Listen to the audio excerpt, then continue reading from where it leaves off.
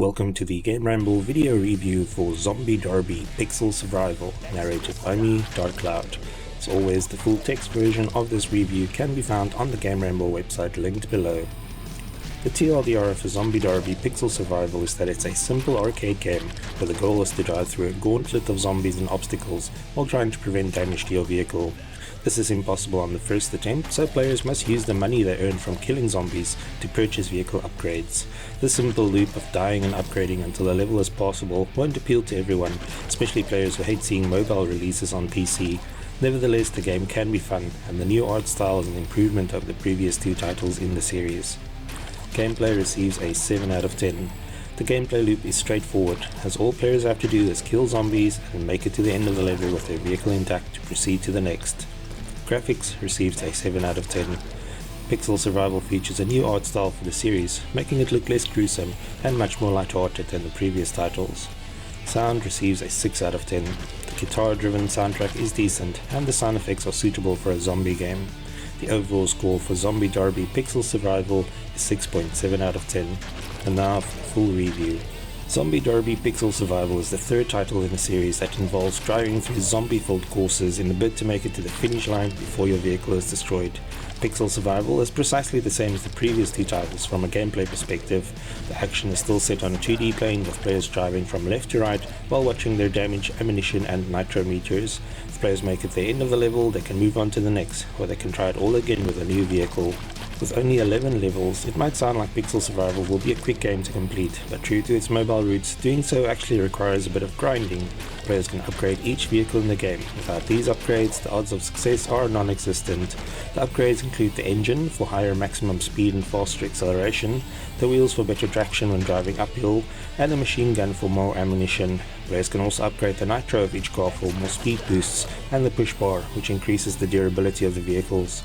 Each upgrade has multiple levels, and the price increases after each upgrade, so getting them to a decent level will involve having to redo levels many times. Thankfully, even unsuccessful attempts will reward players with some cash, so they always feel like they're making some progress. Anyone who has played the previous Zombie Derby titles will know exactly what to expect from Pixel Survival, as everything has stayed the same. Your vehicle has a damage meter. If this is reduced to 0, it is destroyed, and players must attempt a level from scratch.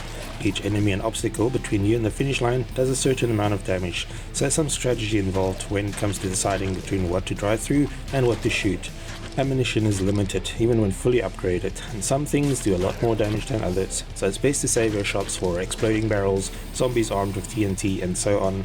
Some jumps also can't be cleared without enough nitros, and some obstacles, such as mines, cause instant death if touched.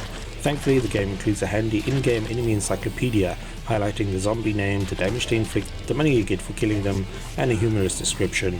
For example, Tommy Kong is a man with few words and too many barrels who can inflict 15 points of damage and reward you with 180 silver if killed.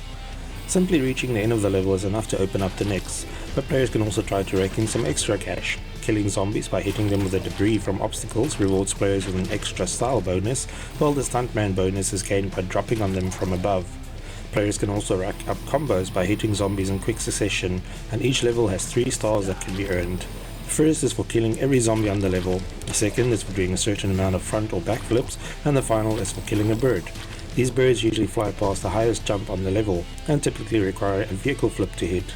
In addition, Pixel Survival features 3 special levels that rotate daily, each of which has its own leaderboards.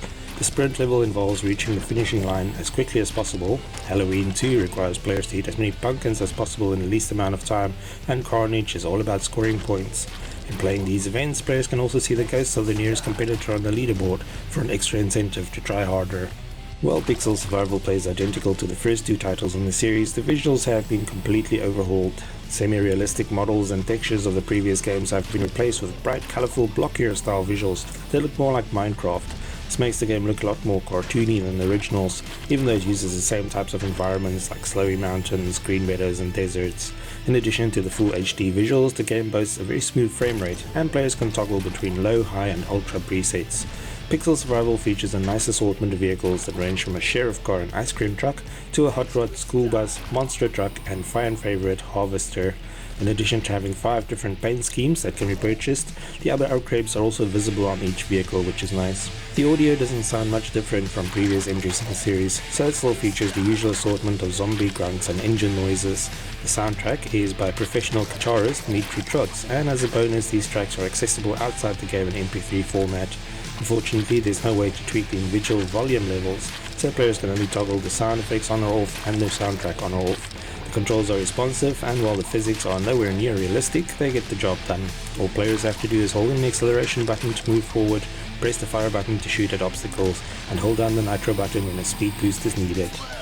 Not much sets Zombie Derby Pixel Survival apart from other games with the same premise. It also won't win over players who don't like seeing mobile titles ported to PC.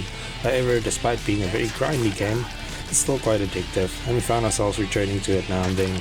There's something soothing about driving over zombies and shooting anything that can explode or damage your car too much. The price tag is also very reasonable, which makes it worth picking up, especially on sale.